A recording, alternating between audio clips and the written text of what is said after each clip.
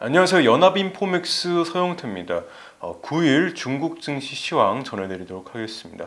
어제 4% 가까이 떨어지면서 마감했던 선전 성분지수가 이날도 장 초반에 4%가량 하락하다가 V자 흐름을 나타냈고요. 그러다가 장 막판 1시간 전에 또 다시 하락하면서 내리막을 걷고 2.80%로 마감했습니다.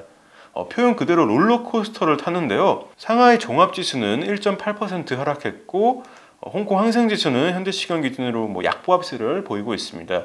역시나 장중 추이는 비슷했습니다. 최근 밸류에이션이 높은 기술주와 중국의 소비주, 주류 바이주 중심으로 급격히 하락했고 이날도 매도가 이어지나 했습니다.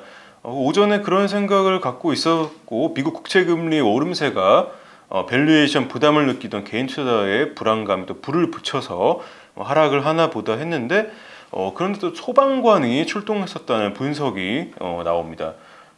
홍콩 사우스차이나 모닝포스트는 홍콩과 중국 주식이 채권시장발 공포, 그러니까 금리 오름세에 따른 공포에 하락을 하다가 그래도 펀드의 저가 매수 속에서 요동쳤다고 헤드라인을 달았네요.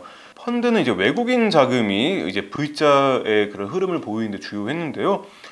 중국 동팡자이프망은 대반전 A주가 폭락하는 듯 하다가 外资半小时疯狂骚货50亿, 그러니까 외국인 자금이 30분 내로 미친 듯이 50억 위안어치 주식을 쓸어 담았다는 제목의 글을 내보냈습니다.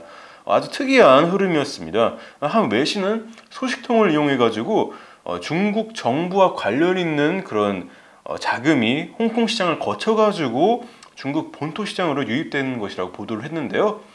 양회 기간 동안 중국 시장이 혼란에 빠진 걸 방지하려고 중국 정부가 손을 썼다는 내용입니다. 물론 중국 정부가 손을 썼다는 내용을 이제 제가 중국 매체에서는 찾아보지는 못했습니다. 그래도 이제 중국 정부와 그렇게 관련이 있는 자금이든 아니면 단순한 외국인의 저가 매수이든 간에서 개인 투자자가 대부분이라 변동성이 큰 중국 시장이 급락하는 가운데 그래도 좀 들어오려는 기관은 있는 듯합니다.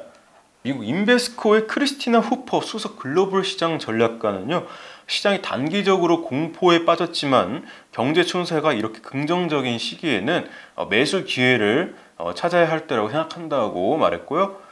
후퍼 전략가는 또 사우스차이나 모닝포스트의 주식을 버릴 시기가 아니라 어느 시장의 업종과 분야가 수혜를 볼지 이해할 시기라면서 경기 순환에 가장 민감한 업종인 시장 수익률보다 나은 수익률을 앞으로 낼 것으로 봐야 한다고 덧붙였습니다. 실제로 중국 대장주인 구이저와 마오타이가 2월 고점에 한 2,600위안 넘어서 찍었다가 쭉 하락하면서 1,900위안 초반으로 떨어졌습니다. 20% 훌쩍 넘기면서 하락했고 시총도 크게 증발을 했는데요.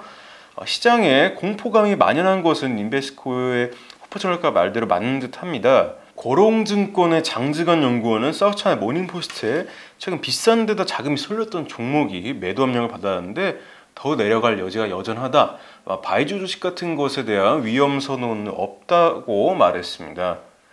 그러면서도 경기 민감주인 은행주와 보험주는 보다 안전한 마진을 보장한다면서 인베스트와 비슷한 조언을 했는데요.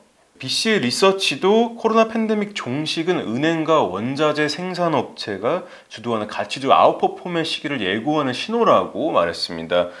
차이나 갤럭시 증권도 중국 내 스마트머니 기관장이죠. 거시경제 정책의 정상화를 해지하고자 주로 은행과 보험 등 가장 싼 업종으로 움직여왔다고 말했습니다. 어젯밤 미국에서도 에너지와 금융주 중심으로 중심 다우지수가 1% 가까이 상승을 했었는데요. 그 반면 기술주 중심인 나스닥은 2.4% 떨어졌습니다. 이런 리플레이션 베팅 흐름이 중국 시장에서도 앞으로 이어질 그런 전망입니다. 오늘 상콤이 마치겠습니다. 연합인포맥스 서영태였습니다.